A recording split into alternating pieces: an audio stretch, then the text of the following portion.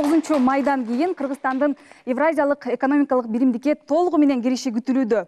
Бирок 9 майга чейин бир аз эле убакыт калды. Кыргызстан бажы биримдигине кирүүгө даярбы жана жакынкы аралыкта бизди кандай өзгөрүүлөр күтөт? Биз бүгүн ой ордодо ушул тууралуу сүйлөшөбүз. Бир аздан кийин талкуубузду улантабыз. Ага чейин сюжетти көрүп алсак.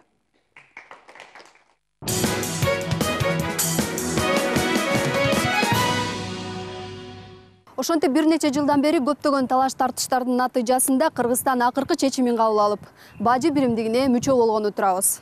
Бул уюмга кирсек, мамлекетибизде кандай өзгөрүүлөр болот? Маселенин күнгөй тескейине көз салып көрөлү.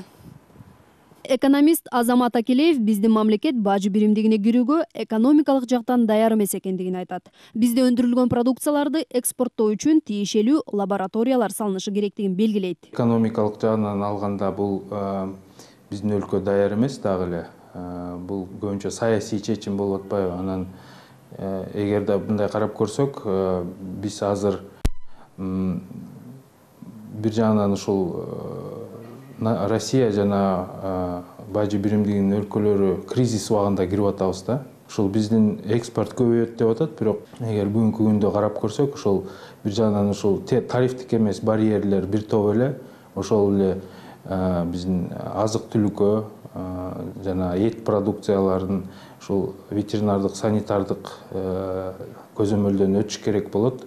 Анын баары эч кандай мындай бизге жеңилдик көрүлгөн эмес. Биз жалпы ушул бажы уюмунун эрежелери менен киришибиз керек.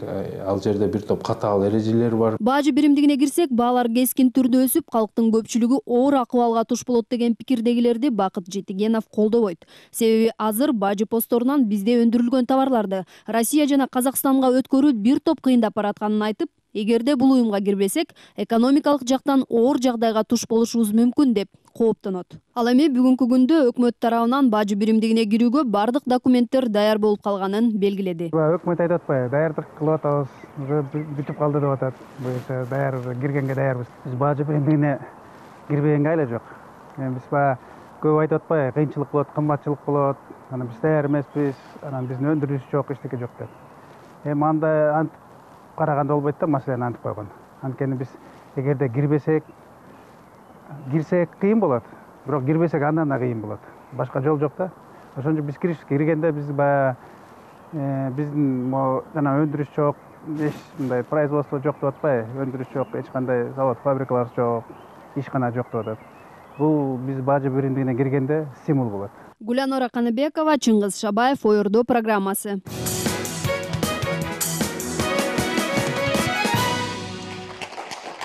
Гулянора, рахмат. Азамат Алымбекович, сизге биринчи кайрылсам да, мен кечээ эле Алматыдан келдим. Биздин премьер-министр улам 9 майда чек ара ачылат, бажы кызматтары да жоюлат деп жатат да. Бирок азыр кезек узун мурдагыдай эле. Анан ошону карап туруп ишене албайсың да, чын эле жоюлабы? Азыр кандай даярдыктар болуп жатат? Саламатсыздарбы. Мен эми эң биринчиден белгилей кетсем, бул чек арада жана сиз айткан узун кезектерди бажы кызматы кесепетинен болгон жок.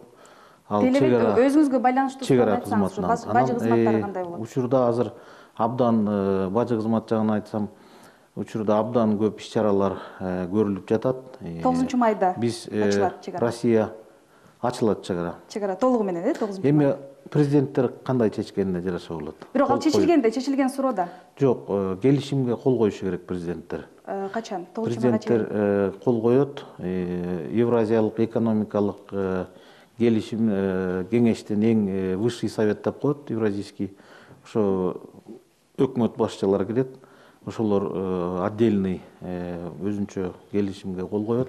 Рахмат. Акылбек Үсөнбекович, сизге кайрылсам, негизги сюжеттеги айтылгандай эле суроолорду эске алып, биз бажы биримдигине кирүүгө даярбызбы азыр? Эми бул суроого так жооп бере турган бизде өкмөт бар.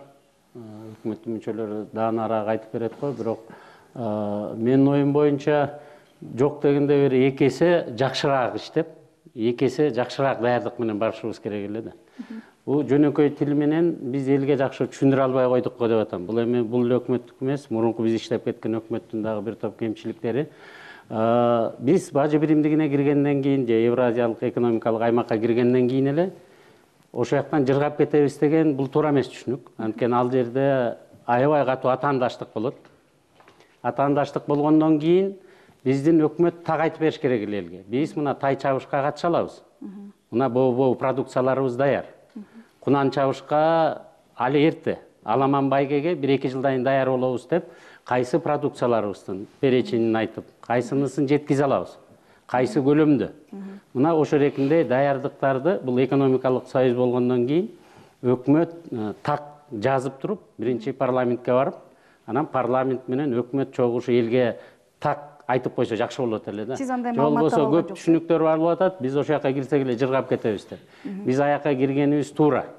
Бирок экономикалык жактан эмнени утабыз? Жана кайсы жерден кыйналабыз? Мына ушулар так анализденип элге айтылбай атат да. Марат Абдыразакович, ушуга чейин айыл чарба биз айыл чарбага фокус жасашыбыз керек деп айтылып келет да, бажы биримдигине киргендечи. Биздин товарлар, биздин продукция чын эле бажы биримдигине кирген соң атаандаштыкка туруштук бере алабы сапаты жагынан? Биз ошончолук деңгээлде өндүрө алабызбы? Өзү Кыргызстанда чыгарылган айыл чарба продукциясынын көлөмүн карасаңар, ал ашып кетсе Россиянын бир областына жетет да. Ошондуктан биздин продукция Россия үчүн абдан эле керек. Өзгөчө мына азыр өзүңөр көрүп атасыңар, Европа менен башка жакта санкциялар киргизилгенде бул рынок ачыла баштады. Бирок тилекке каршы мына бизге жаңы барьерлер түзүлүп калды. Бул болсо валютанын Россия валютасынын девальвация болушучу. Ошондуктан азырынча бизге экспорт жасоо кыйыныраак болуп калды Россиягачы. Бирок мен мына Акылбектин сөздөрүнө эмнесине кошулат элем. Биз өзүбүздүн жерибизди, өзүбүздүн ордубузду табышыбыз керек. Бул союздачы. Себеби бул чоң мейкиндикке киргенден кийин сөзсүз кооперация менен специализация болуш керек. Ошондо гана ушул мейкиндик жакшы иштей баштайт. Эгер андай болбосо, ичинде жалаң эле атаандаштык боло берсе, анда тескерисинче бул мейкиндикте жакшы иш болбойт. Кыргызстан ошол мейкиндикте кайсы орунду ээлесе болот? Мисалы экологиялык таза айыл чарба продукциясынын ордун ээлесе ордун алсак болот. Себеби Кыргызстанда башка өлкөлөргө караганда, мисалы билесиздер, жер семирткичтерди колдонуу алда канча төмөн. Ошондуктан мен ойлоп атам, бул багыт мисалы Кыргызстан үчүн абдан жакшы багыт болот эле. Мен оюм боюнча Кыргызстанда андан тышкары мисалы туризм багыты да өзгөчө кластерды ээлесе болот эле. Мисалы Россияда бир эле кластер бар, мисалы лыжный кластерчы, бул болсо Сочи. Мисалы бизде ысык көл багыты бул жагынан Сочиден эч калышпай жаңы бир кластерди түзсөк болот эле. Башкача айтканда, мамлекет ушундай точкаларды көрсөтүп, биз бул биримдикке киргенде ушундай багыттарда өнүгөбүз. Ушул багыттар биз үчүн негизги багыттар болот деп, ушул жака өзгөчө басым жасаш керек. Ушул басымды азырынча биз көрбөй жатабыз. Биз темага кайрылабыз. Беримат мырза, сизге кайрылсак да, сиз азыр жана продукцияны сертификациялоо боюнча, лабораториялар боюнча иш жүргүзүп жатасыз. Негизи бизге лаборатория керек деп айтылып жатпайбы? 2 лаборатория курулуп жатат деп көп айтылды да. Азыр алардын тагдыры кандай? Мен айтып коюшум керек, бүгүнкү күндө биздин мамлекетте 94 лаборатория мына аккредитациядан өткөн да. Аккредитация системасы бүгүнкү күндө биздин Кыргызстанда аккредитация системасы бул эл аралык деңгээлде жүргүзүлөт. Муну мен ачык айтып коеюн, 2012 жылы, 2014 жылы мына эл аралык аккредитация уюму бар, айлак деген. Алар келип, ошто биздеги аккредитация системасы мына эл аралык деңгээлде эл аралык стандартка талабына жооп берет деп алар ишеним көрсөтүп кетти. Ошол эл аралык уюмдун бүгүн 70 мамлекет, дүйнөнүн 70 мамлекети ошол эл аралык уюмга мүчө болуп эсептелет да. Ошолор бүгүнкү биздеги аккредитация системасына кирген, аккредитация алган лабораториялардын берген протоколун тааныйт дегенди мааниде айтышыбыз керек да. Анан сиз айтып аткан 2 лаборатория деген эми бул мына ветеринария системасындагы лабораториялар, буга чейин бир дагы ветеринарлык, анан фитосанитардык лабораториялар аккредитация системасынан өткөн эмес. Ошондо мына быйылкы көрүлгөн акыркы убакта көрүлгөн чаралардын негизинде ошол мына ветеринардык лабораториянын бир вирусология боюнча лабораториясы ошол аккредитациядан өттү да. Аккредитациядан өттү. Анан азыр дагы экинчи жатат деген десек болобу? Жок, аккредитациядан өттү. Анан дагы азыркы күндө мына 9-мага чейин дагы бир мына жугуштуу малдын жугуштуу ооруларын аныктоо боюнча лабораториясы аккредитациядан өтүн алында турат. Бул жерде маселе чындыгында бул маселе башкада турат да. Мына биздеги эпизоотическалык абал деп коет. Ошонун немесинде өзүңүздөр билесиздер, мына 2007 жылы мына Россия тарабынан, Қазақстанның тарабынан мал чарба продукцияларын киргизгенге тыюу салынган, ошол бүгүнкү күнгө чейин алына элек. Ошон үчүн азыркы күндө 19-20 дагы мына ээктен, анан кийин мына ошол бажы биримдигине кирген мамлекеттердин өкүлдөрү келип туруп, дагы мына акыркы жолу инспекциядан өткөзөт. Ошол инспекциянын жыйынтыгы негизинде мына биздин чек-арада турган ветеринардык, санитардык, фитосанитардык контроль деген алынып коюш керек. Эгер мындай биз дагы кайрылабыз бул темага, товарларды сертификациялоо боюнча дагы. Темир жолго кайрылсак да, мисалы үчүн мына Кыргызстанда 13 пункт бар чек-арада. Андан тышкары 2 аэропорт жана темир жолда. Ошол талкуунун темасына кайрылсак, темир жол бүгүнкү күндө даярбы бажы биримдигине кирүүгө? Мындай айтып кетсек, темир жол баягы КМШ өлкөлөрү менен негизинен эле жумушту алып келип, буга чейин алып барганбыз. Буга чейин биздин жанагы лабораториялар, техникалык бардыгы жабдуулары бар. Бирок эми буга бир аз гана толуктоолор керек да, негизинен. Анан бул бир аз дегенде канча? Бир азыркы күндө $900,000 тегерегиндеги жана жабдыктар керек. Анан эми буга чейин ишти алып баргандан кийин биз баягы аккредитацияны жана ремонттоо иштер боюнча сертификаттарын баарын толугу менен алганбыз. Азыркы күндө биздин ошол эле вагондор болуп, жүрүк ташуучу вагондорубуз, жүргүнчүлөр ташуучу вагондорубуз бардыгы эле КМШ өлкөлөрүндө каттап турат да азыркы күндө. Анан бир гана азыркы күндөгү бир маселе, бул азыр жумушту алып барып атабыз, бул жана тариф маселеси да. Ошо жана Казакстанда, Россияда баягы ички тарифтер менен жүрүү боюнча азыркы күндө мынакей 45%га чейин жанагы жүргүнчүлөр ташууда Казакстан эмени берди, жанагы 45% билеттин туруш баасы боюнча. Анан калган иштерди алып барабыз. Эми азыркы күндө сөз болуп атат, ушу Россия, Белоруссия, Казакстандын ортосундагы болгон тарифтердин бардыгы Кыргызстанга ошондой эле бирдей болот да бардыгы. Сиз айтып жаткан 900,000 качан келери күтүлүп жатат? Жана ал акчага эмне жасалат? Эми мунун бардыгы жана Казакстан тараптан $555,000 Казакстан тараптан бөлүнөт. Эми негизинен азыркы күндө биз баягы жумуш алып барып аткандан кийин ал жерде жана бир аз гана жана майда чүйдө жана лабораториялык приборлор керек да ошол. Мисалы үчүн аэропортто оңдоого $300 миллион керек экен да, Манас аэропортунун. Ошол бажы биримдигинин талаптарына шайкеш келиш үчүнчү. Темир жолдо кандай? 900,000ге жетиштиби? 900,000 менен биз өзүбүз бардыгын карап чыгып, иликтеп туруп, анан өзүбүздүн смета боюнча $900,000 толуктап. Тендерди ким уюштурат, кайсы тарап, акча бөлгөн тарап уюштурат да? Бул Россия менен Казакстан тараптан болот. Менде бир суроо берип коеюнчу. Өзү чынды айтканда биз азыр мындай майда чүйдө маселелерди карабастан темир жолдо негизги маселелерди карашыбыз керек.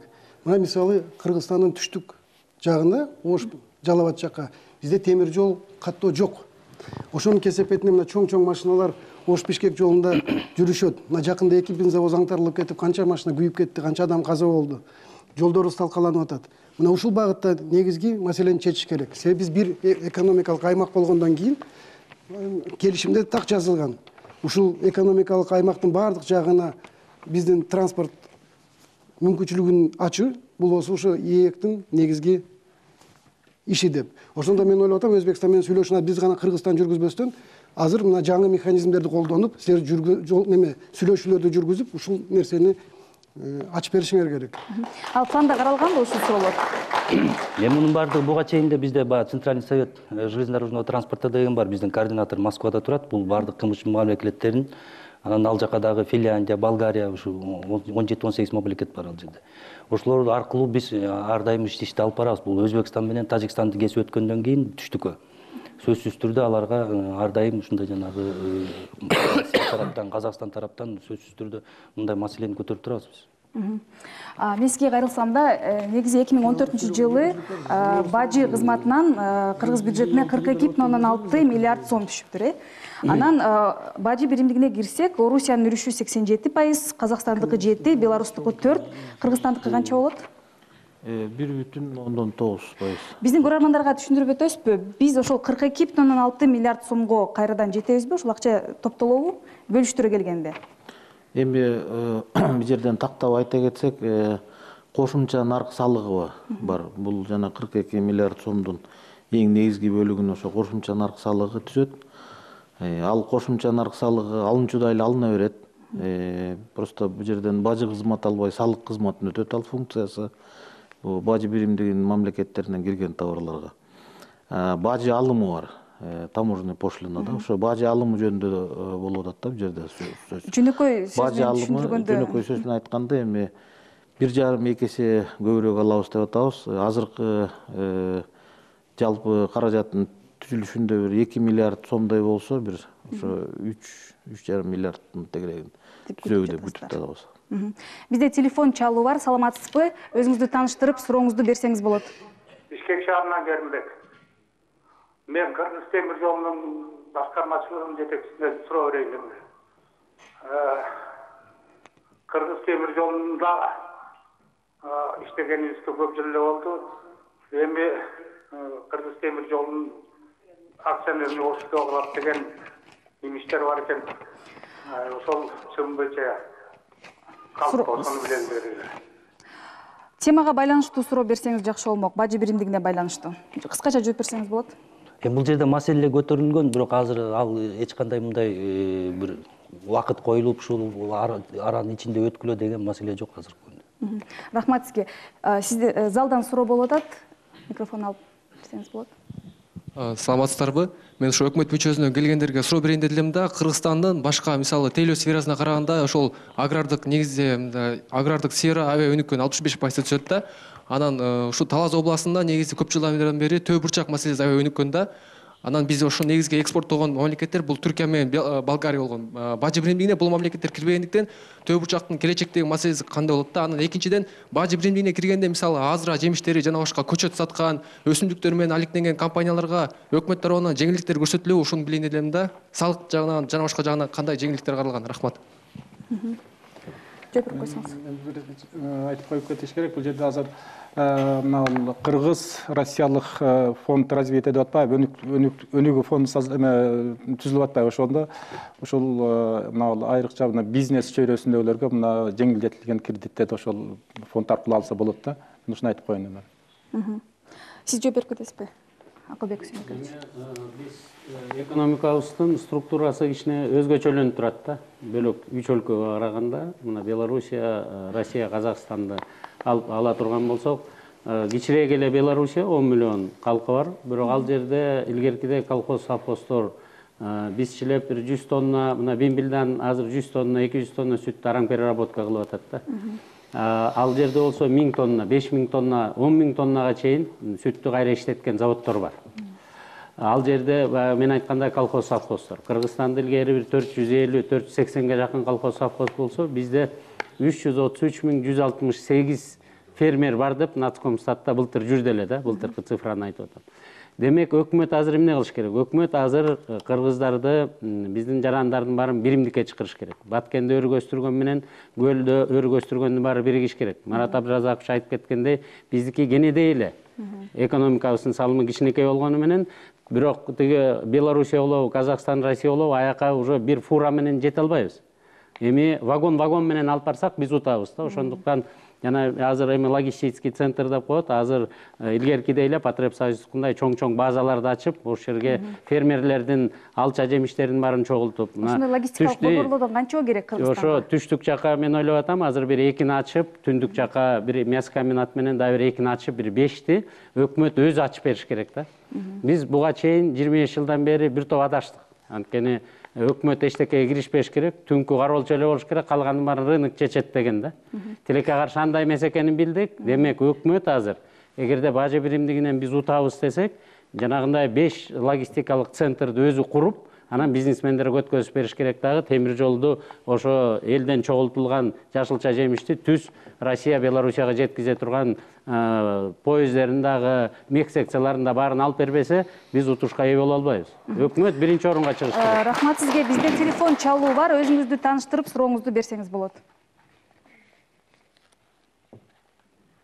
Мен Эрнис, Өзгөн району Иерусул айылынан чалып атам. Бул таможенный союзга киргенден кийин Россиядан жана башка Белоруссиядан техника, машина, тракторларды, комбайндарды алып келгенге элдерге түшүндүрүп айтып берсеңиздер, кандай болот, таможня пошлинасы алынабы, кандай суммаларда болот, кыскачараак кылып элге түшүнүктүүрөөк кылып айтып берсеңиздер, элдер көп эле билбей атат азыр. канча беребиз, кандай болот экен деп массалык маалымат каражаттарынан аябай ушуларды так жазып койсоңуздар болмок. Телевидение, радиолордон сесиз айтып турсаңыздар болмок. Эч ким ал жагын карабай эле кирдик деп эле кирип кетип атат таможняга. Эми ошол жөнүндө кичине маалымат берип койсоңуздар. Азамат мырза, сиз жооп берип коесузбу ушул суроого? Эми токтой кетсек, бул суроого Белоруссия суроодо Белоруссиядан келген тракторлорго эчтеке өзгөрүлбөйт. Болгону жана бажы контролу, бажы декларациясын толтуруу гана болбойт. Анан бажы органынын кызматкерлерин көрбөйсүңөр болгону. Салык кызматы менен мамиле мурункудай эле болот. Анан бул ички салык салуу бул биздин салык мыйзамдары менен иштетилет да. Бошотулушу же салык салынушу бул салык жагынан тескөөлөнөт. Болсунбек Күмүшбекович, эң башкы суроо азыр эл арасында продукцияга баа кымбаттайт, азык түлүккө баа кымбаттайт дейт. Кайсы продукцияга баа кымбаттайт жана канча пайызга күтүлүшү? Саламатсыздар. Мен азыркы берилген суроодон кичине кошумчалап кетсем, анан ушул сиз берген суроого токтоло кетейин деп атам. Мына Акылбек мырза менен Марат мырза туура айтты да, бизде экономикабыз башка үч өлкөгө караганда кичине башкачараак. Действительно, Белоруссияда колхоз совхоздор иштеп, ал жерде баягы өздөрүнүн товарын башка өлкөлөргө чыгаруу бул баягы оңойлоштурулган. Бизде жеке фермер чарбалар көп болгондуктан канчалык ошол продукциябызды аракет кылып башка жакка чыгаралы десек эле асас көлөмдө болуп, логистика борборлору жок. Анан ушул туура маселе коюлуп атат. Бул маселе Министерство экономикада дагы көп жолу коюлуп, ушунун чечилишин Айыл чарба министрлиги менен чогуу баягы иштелип чыгып атат. Ушул түндүктө бир логистикалык борбор ачылган турат. Ал эми жанагы ошол темир жолу менен жеткириш керек деген бул абдан туура маселе. Темир жолдун ошол Казакстан менен Россияда международный тариф колдонулганына байланыштуу абдан кымбат баягы айланып калганына байланыштуу бүгүнкү күндө ошо жана фуралар менен ташып, аз көлөмдө ташылып, анан ошол Россия Казакстанга жеткенче баанын баасы жогору болуп калып аткандыгына байланыштуу бизден баягы экспортто көп чыкпай жатат айыл чарба продукциясы. Анан биз ушул мына 8 майда биздин ушул 5 мамлекеттин президенттери акыркы документтерге кол коюш керек. Ошодон кийин таможня ачылат. Ал эми ошол карабастан биз ушул монополияга каршы ушул 5 мамлекеттин баалар кандай өзгөрөт? Органдары, мен ошо баага келатам. Ушул 3 жолу заседание өткөрүп келдик. 5+1 деп ошол Евразийский экономический комиссиянын деңгээлинде. Ушул 8 майдан кийин Кыргызстан киргенден кийин Кыргызстан үчүн Казакстанда да, Россияда дагы өздөрүндөгү внутренний тариф колдонулат деген маселени койдук биз. Ошол маселенин тегерегинде чечимдер кабыл алынат. Баа ошол темир жолго байланыштуу болуп атат, анткени бизге кирген импорт ошол продукты питания Казакстандан, Россиядан келип атат. Ошол темир жолго кеткен чыгымдар дагы бүгүнкү күндө абдан чоң болуп, бүгүнкү күндөгүдөн өтө кымбаттап кетет деген баягы коркунучтар азыраак. Ал эми канча пайыз жөнүндө сөз болот? Пайыз жөнүндө эми азыр айтыш кыйын. Биз мониторинг жүргүзүп атабыз. Бүгүнкү күндө валютанын көтөрүлүп кеткенине байланыштуу анча-мынча товарларга баа өсүп атат. Анткени баягы иностранный валютада келишимдер түзүлүп, ошол сатылып келинип атат. Бирок кээ бир продукты питанияга бүгүнкү күндө баанын төмөндөшү көрүнүп атат. Бул эми баягы сезонный характер, баягы кум шекерге болгон баа. Рахмат, биз улантабыз талкуубузду. Телефон чалуу бар, өзүңүздү тааныштырып сурооңузду берсеңиз болот.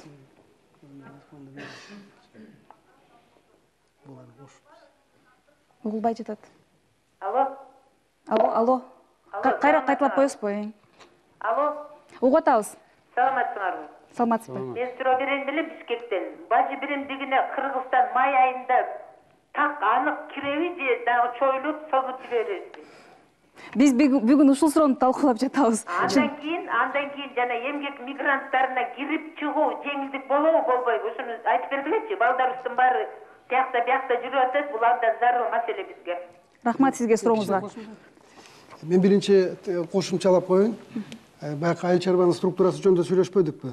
Бизде структура башкачараак. Бизде көбүнчө дыйкан чарбалары, ал жакта колхоз, совхоздор деп. Биз ал үчүн эмне кылышыбыз керек? Ал үчүн биз дагы биздин мыйзамды өзгөртүшүбүз керек. Мисалы салык мыйзамын. Эгерде азыр мисалы силер дыйкан чарбасына ээ болсоңор, силерде жер салыгынан башка салык жок. Бирок эгерде силер мисалы айыл чарба корпорациясын түзгүңөр келсе, анда баардык салыктарды төлөй баштайсыңар. НДС дагы, кирешеге дагы баардык салыктарды. Ошондуктан биз азыр канча жолу ушуну өкмөттүн астына биз коюп атабыз. Экөөнү теңеп эле койгулачы. Азыр бир дагы корпорация жок, бир да чоң ишкана жок айыл чарбада. Адан эч пайда албайсыңар.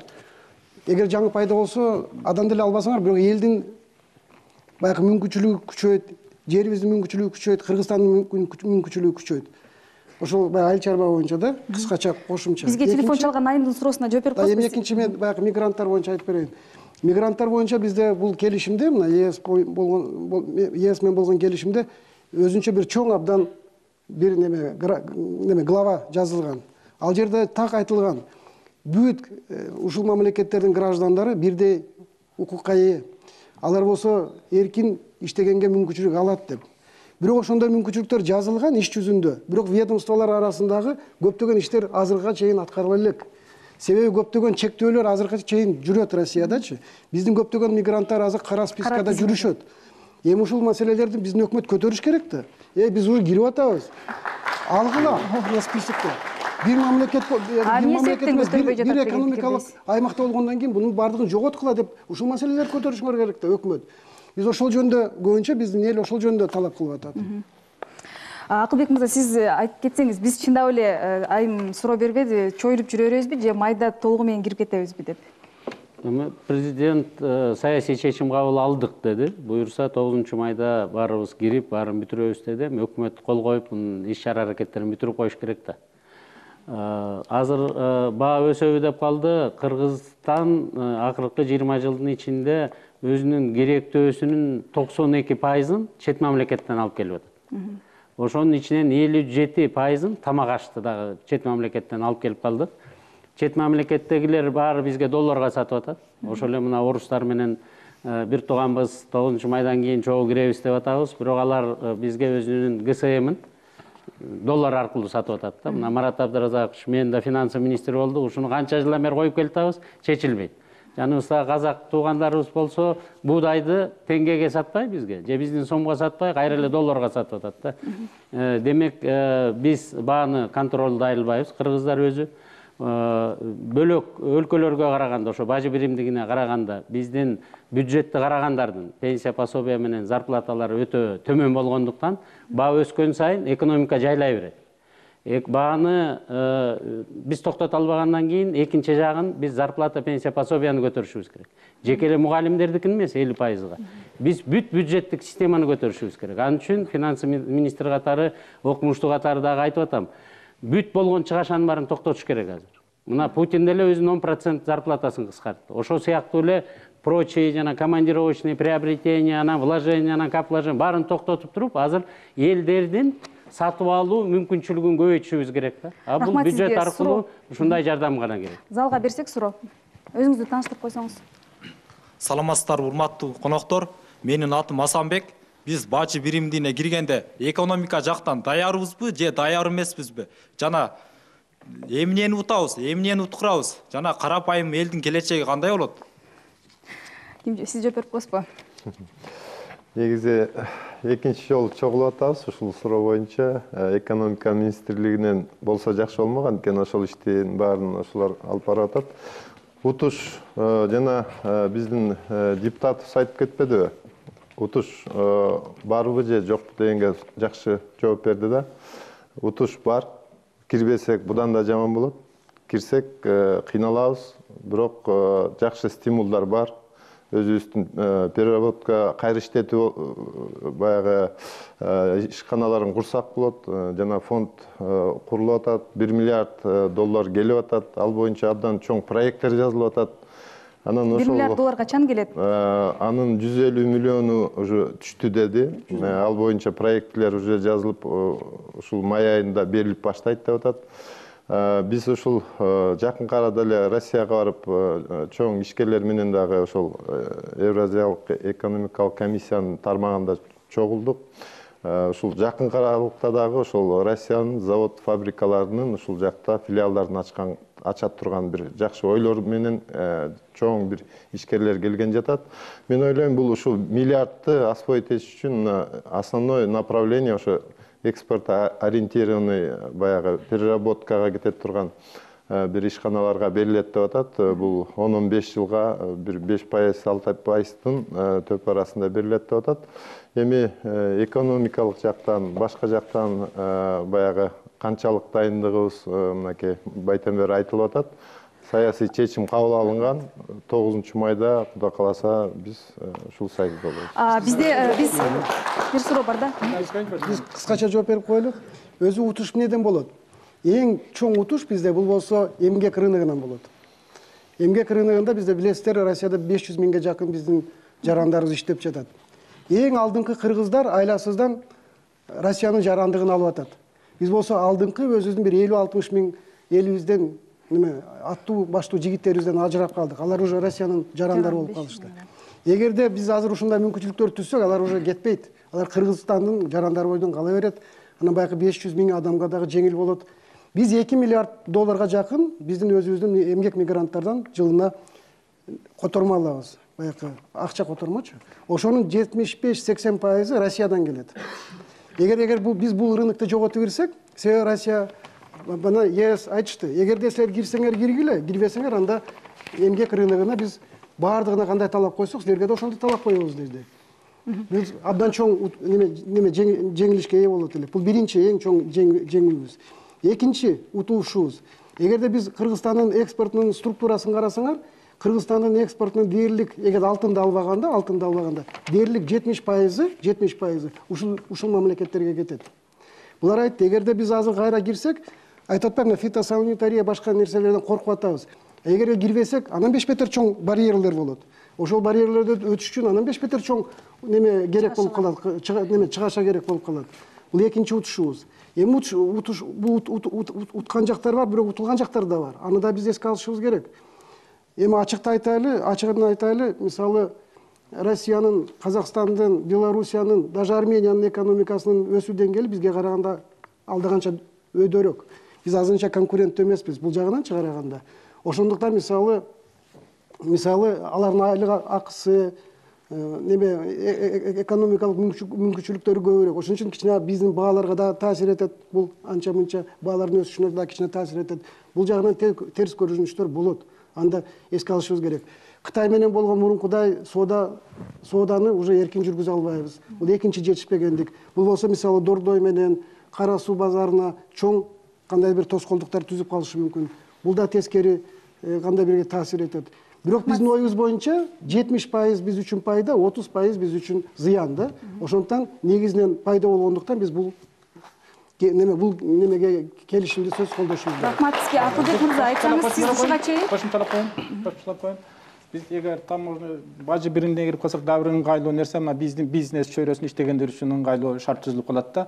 Биздеги чыгарылган продукциялардын баардыгы бул жерден тиешелүү жанагы сертификат болобу, башка документтерин алып алып, бажы жок, бажы органдары жок. Ошол бажы Казакстандын, Россиянын, Беларусьтун кайсы аймагына болбосун түздөн түз ушул жерден эч кандай башка документтерсиз эле барып туруп ал жерге тиешелүү мындай алып барып туруп ал жака сата берсе болот турган мүмкүнчүлүк кабылданат да. Бул деген эми баягы биздеги эмени кандайдыр өндүрүштүн өндүрүүгө бир кандайдыр өбөлгө түзүлөт да. Өзүңүздөр билесиздер, бұдан 3-4 жыл мурун ал көлдө болсо картошканы малга берип калган. Мына биз сата албай сырткачы өткөн жылдары эле мына ошо Бишкекте мына капусталарын болсо мындай бекер таратып сыртка алып чыкканга мүмкүнчүлүк болбой калган да. Ушул окшогон мындай маселелер баягы биздин бизнести мындай өзүнчө банкрот болуп калышына андай болбой кала тургандай кандай бир ыңгайлуу шарттар түзүлүп калат да.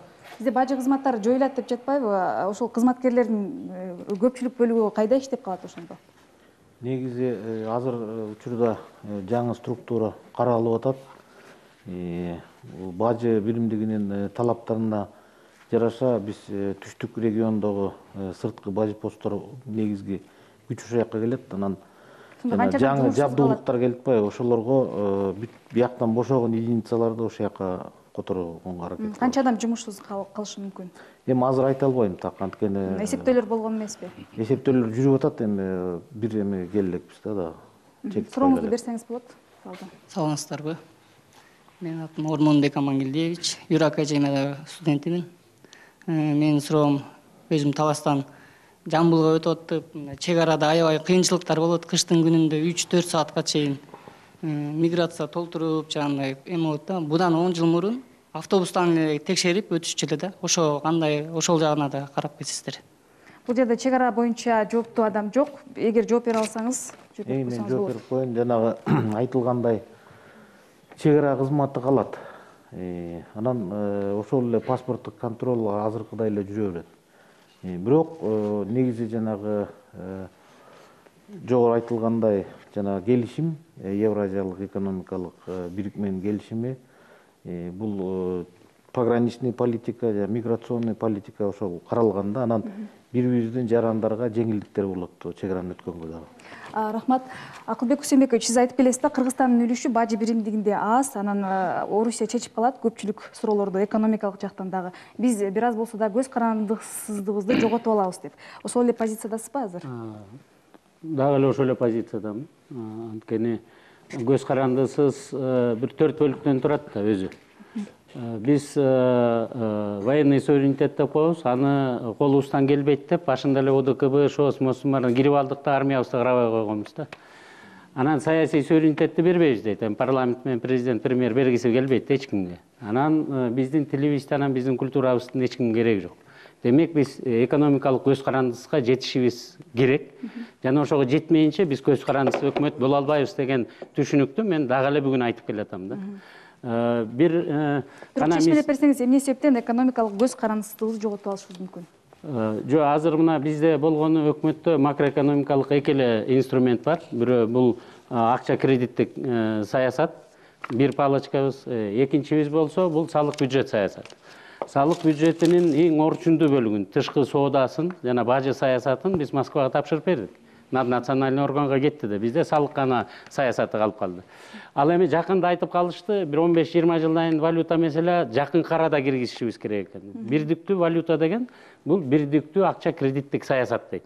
Анан ошо акча кредиттик саясат Кыргызстанда болот дегенге мен көп ишене албай атам. Ал деле ошо Москвада болот, жок десе Казакстанда, Алматада же Астанада болуп калса, анда кыргыз өкмөтүнүн бир да инструменти жок калат да, макроэкономикалык. Кыргызстанда мен ойлоп атам, эгерде ыкчам иштей турган болсок, биз экономикалык көз карандысга жетет элек. Бирок эми биздин ата-бабалар 18-кылымда чечкен экен, орустар менен биргебиз деп. Азыр эми байкелерибиз чечти, муну да башыбыздан өткөзүшүбүз керек да. Бирок буга биз даярдыкты мен айтпадым, 2 эсе 4 эсе жакшы иштесек болот эле депчи. Билекке каршы ушул жагынан аксап атабыз. Кыскача айтып коеюн, өзү мен болсо акча кредит саясатын бириктирген каршымын. Мына өзүңүздөр көрүп атасыздар, эгерде мисалы азыркы Россиядагы болгон девальвация Кыргызстанга келсе, башыбызга тийсе, анда бул абдан чоң сокку болмок. Ошондуктан азыркы мезгилде биздин экономикабыздын структурасы ар түрдүүчө болгондуктан, акча саясатта бизде дагы саясатыбыз ар түрдүүчө болгондуктан биз биригишпешибиз керек. Мисалы doing business деген нерсе бар. Бизнести кандай жеңил жасаса болот деп. Ошол жерде акча кредит саясаты боюнча биз менен Армения эң жогорку бааны алганбыз. Россия менен Белоруссия, Казакстанга карагандачы. Ошондо мындай саясаттарды кирбешибиз керек. Экинчи бир жагын айтып коеюн. Бул келишимде так жазылган. Акылбек Усенбекович, бул жер кичине оппонент болуп коелу акырыныраак. Бул келишимде так жазылган. Баардык келишимдер консенсустук метод менен алынат деп. Мына келишимдин карап көрсөңөр, башкача айтканда, кичинекей Кыргызстан дагы, чоң Россия дагы бир эле добушка ээ. Бул жерде ошол биздин бир эле добушка ээ. Мисалы Россиянын президенти дагы, биздин президент дагы, Россиянын премьер-министри дагы, Кыргызстандын премьер-министри дагы. Баардыгы бир эле добушка ээ. Россиянын министрлери дагы, Кыргызстандын министрлери дагы. Бирок бизге ошол үчүн саясий эркеле керек. Кыргызстандын баягы кызыкчылыгын колдогонго, Кыргызстандын кызыкчылыгын дайыма ошо жактап турганга. Ушул жерден бир суроо да, кечээ мисалы үчүн Россельхознадзор Казакстандан Орусияга кеткен сыр канча бир тонна, 100 тоннадан ашык киргизбей койду да. Алар талапка жооп бербейт депчи. Анан Беларусь менен дагы бажы көзөмөлдөрү кайра коюлду. Өз ара өлкөлөр келишпей калган учурда Кыргызстанга кандай болот да, абалчы? Өз ара келишпестик мен ойлоп атам да бир 4-5 жыл боло берет. Себеби баягы мыйзамдар азырынча дал келишпейт. Өзүңүздөр билесиздер, мына бул келишимди ким окуса 5 жылдык өтмө убакыты берилген. Баардык баягы мыйзамдарды, бүт баягы эрежелерди бири-бирине дал келтириш үчүнчү. Ошондон азырынча мен ойлоп атам анча-мынча дал келбестиктер болот. Бирок мындай дал келбестиктер канчалык көп болсо, бул келечектеги бул биздин биримдикке ошончолук жаман болот. Ошондон мен ойлоп атам азыр чоң өлкөлөр болобу, кичине өлкөлөр болобу, тескерисинче бири-бирине жардам бергенге аракет кылыш керек. Баягы мен күчтүүмүн, мен мындай саясат жүргүзөм деген баягы мурункудай өзүм билимдик болбош керек. Бул жагынан мен ойлоп атам бизде тескерисинче чоң мүмкүнчүлүктөр ачылды. Мына мисалы ЕСти карагыла да, ЕСти. Кичинекей Греция азыр бүт ЕСтин 25 мамлекетин дүркүрөтүп атат, туурабы? Керек болсо мен Россия сер койгон санкцияларга каршы чыгам. Ошо менен бүт саясатыңарды өлтүрөм депчи. Кыргызстанда ошондой болсун. Кыргызстанда ошондой болсо болот. Суроолор болсо суроо берсеңиз болот. Аны үчүн эми профессионалдык деңгээл керек да талам-талаштар. Акыркы сурооңузга толтуруп коем мындай деп. Бул анау Казакстан, Россиядагы келген мал чарба продукцияларына тыюу салып атпайбы? Бул табигый нерсе деп көрүшүбүз керек, түшүнүшүбүз керек. Мындай тыюу салуу бул бүткүл дүйнөлүк соода уюмунун эмесинде келишимде да каралган. Себеп дегенде бул ар бир өлкө өзүнүн калкынын коопсуздугун, тамак аш коопсуздугун сакташ керек. Эгерде кайсы жакта кандайдыр жугуштуу оорулар же башкалар чыга турган болсо, сөзсүз түрдө мындай временный, убактылуу гана көрүнүш да булчу. Убактылуу ошол баягы кайсы жугуштуу оорулар малга байланышкан пайда болуп кала турган болсо, сөзсүз түрдө жанакындай ограничение болбой, талапка жооп бербей жатсачы, талапка жооп бербесе, ошол талапка жооп берет деген анда дагы ошондой тыюу салынат. Кечкеде тыюу салына берсе залакасы тиет да. Жок, бул деген убактылуу көрүнүш деп эсептелет мындай эл аралык практикада. Бул деген ар өлкө өзүнүн калкынын мындай бул келип аткан, калкына келип аткан тамак аш болобу, башка продукциялар коопсуздук болсо сөзсүз түрдө эме кылыш керек. Болсунбек мырза. Ушул мамлекеттер арасындагы жанагындай суроолор болсо, ушул ЕСтин ичинде Евразиялык экономикалык комиссия түзүлгөн. Ар бир направленияда министр бар, коллегия бар. Алар национальный орган болуп эсептелинет. Трансграничный ошондой эмелерди, спорлорду чечишет. Эгерде алар ушул ар бир мамлекетте же мыйзам же бир өкмөттүн чечими ошол основной договорго каршы келсе, алар ошол мыйзамды дагы токтомунда башкасындагы жокко чыгарганга баягы предписание беришет. Эгер ал аткарылбаса, ошол ЕСтин ичинде сот органы түзүлүп атат. Ошол сот органы карап, анан чечим чыгарып берет. Сурооңузду берсеңиз болот. Өзүңүздү тааныштырып кетсеңиз. Саламатсыздарбы? Мен атым Бекназар, Ош технологиялык университетинин студентимин. Менин суроом, Кыргызстан бажы биримдигине киргенде бир эле айыл чарба тармагындагы продукцияларды өндүрүп экспорттойбу? Мисалы, ошол эле Майлы Суудагы Лаппа заводу, Баткендеги Сымап заводу ошого өндүрүштүк тармактарга дагы басым жасасак кандай болот? Рахмат. Биз бүткүл соода уюмуна киребиз деп биз өзүбүздүн өндүрүшүбүздү талкалап алганбыз. Анда дагы жакшы даярданбай киргенбиз. Жана өндүрүшчүлөрдү коргой албай калганбыз да. Азыр ошондуктан эми бул биримдикке киргенден кийин өндүрүштү өсүп кетүүгө аябай чоң ыңгайлуу шарттар түзүлүп атат. Ошону менен бирге алма буш оосума түш деп отура бербеш керек. Мына биздин чиновниктерге, өкмөттүн мүчөлөрүнө кулагына бир сырга да, Россияга эмбарго болду. Аларга кыйналып атышат. Мына азыр УЕТин жакынкы 5 жылдын ичинде өзүнчө ички продукция программасын кабыл алып алып, ошону импортозамещение деп аябай миллиард деген доллардын баарын бөлдү да. Биздин өкмөт ошонун бир бөлүгүнө кириш керек. Мына биз мал чарбасын баарын бүтүрөйлү деп. Бирок аны үчүн мал чарбасы менен Россиянын же болбосо Казакстандын программасына кирем десе, койдун паспорту болуш керек. Уйдуку болуш керек. Жок дегенде ошону бүтүрүп алып, анан ошо Казакстандын, Белоруссиянын өлкөнүн деңгээлинде болгон программаларына кирсек, госзаказдарды алсак. Мына Марат Абдыразаков экөөбүз 2008-2009 жылы переговор кылып жүргөндө суранганбыз. Орусиянын армиясынын, илгери Советтер Союзунун армиясынын 3 жерде тушенкаларын сактачу. Ошонун бири Кыргызстанда болчу. ошондой бир мясокомбинат куруп тушенкаларды, эттериңерди бизге сактагыла. Же болсо Госматрезервке 5-10 миң, 20-50 миң тонна этиңерди алып берип турайлы. Ушу госзаказды бергиле деп сураныш керек да. Мына ошол эркиндей кыймыл аракеттерди кылсак, биз бир топ утабыз бул жерде. Жөн эле отура берсек, кыйналгандан кыйнала берет. Биз азыр сюжетте айтылбадыбы, экономист Азамат Акелеев, санкциялар учурунда, өзү Орусия кризис учурунда биз кирип атабыз. Кандай кесепеттери болушу мүмкүн? Ушул мезгилде кирип атабыз. Биз азыр кризисте кирип атканыбыз бир жагынан биз үчүн утуш. Эмне үчүн? Себеби азыр айласыздан Россия өзүнүн экономикасында структурасын өзгөртө баштайт. Ал бара барасаң, бу инновациялык экономиканы түзгөнгө аргасыз. Буга чейин алар нефтинин эсебинен гана, негизинен нефть менен газдын эсебинен гана жашап жүрүшкөн да негизинен. Мен бул абдан жакшы суроо деп эсептейм, баягы суроонуч. Бирок биз эмнени карашыбыз керек? Биздин биринчи Кыргызстанда кайсы тармактар көбүрөөк жумушчу орундарды пайда кылат? Ошону карашыбыз керек. Биз айтпадыкпы? 1 миллионго жакын кыргыздын жарандары чет өлкөдө жүрөт. Ошондуктан биз биринчи кайсы тармактарды өнүктүрсөк болот?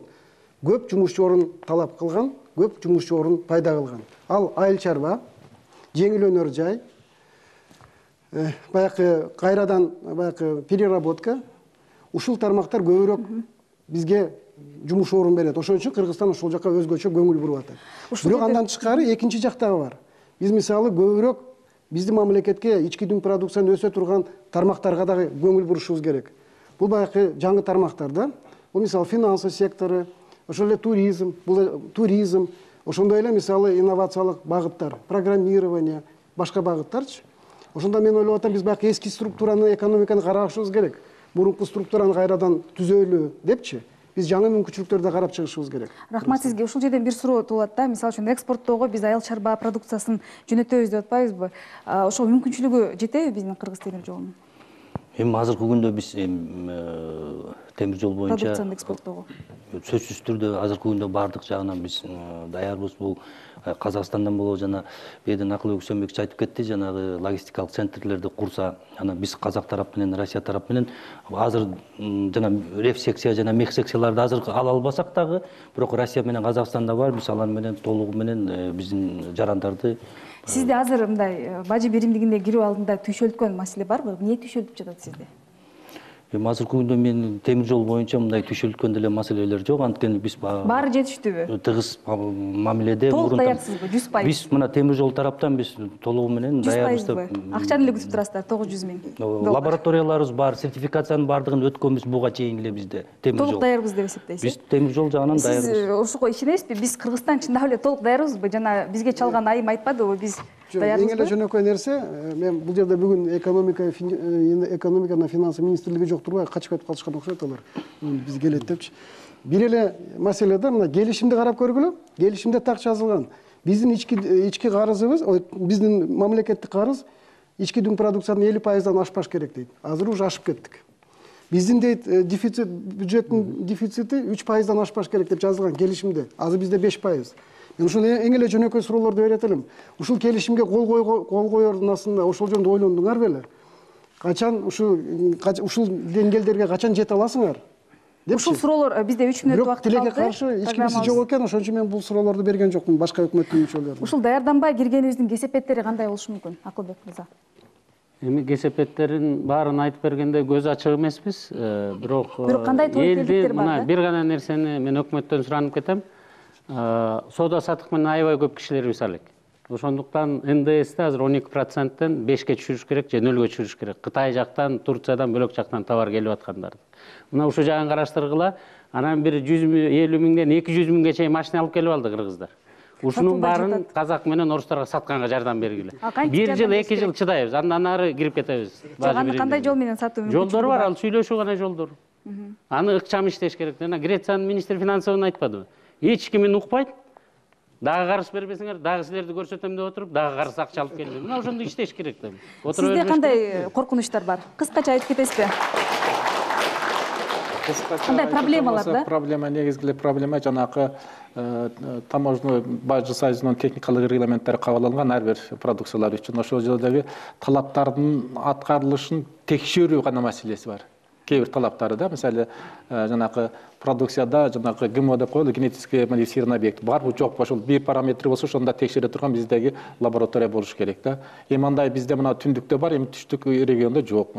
Ошол окшогон кээ бир продукциялардын кээ бир параметрлерин текшерүүгө мүмкүнчүлүгүбүз жок. Өзүңүздөр билесиздер, бир мындан бир 5-6 4-5 жыл мурун жана меламин деген бир немени табылып калып, аны мына СНГ боюнча эч жерден мындай лаборатория табышкан эмес. Ошондо по-моему Англиядан, Германияга текшерип келишкен да. Ошондой кээ бир параметрлерин текшерүүгө даярбызбы биз киргенге? Ошол гана маселе азыр, ошондой маселе бар. Бирок бул багытта азыр Россия берип атпайбы азыр акча. Ошонун где-то 15 миллион долларлык оборудование алган атабыз. Ал бардык эмелер тиешелүү органдар менен сметасы мындай макулдашылган. Эгер ал келип калса, анан кийин тиешелүү мындай аккредитациядан өтүп, анан тиешелүү жанакындай специалисттерди даярдап алсак, анда маселе чечилет деп ойлойм. Рахмат сиздерге. Ушуну менен программабызды жыйынтыктайбыз. Демек, бүгүн программанын жыйынтыгына токтолсок, Кыргызстан толугу менен даяр эмес бажы биримдигине кирүүгө, жана 9 майда биз толугу менен бажы биримдигине кирип кетебиз дегенди түшүндүрбөйт. Биз болсо сиздер менен келерки эфирде көрүшкөнчө коштошобуз. Саламатта калыңыздар.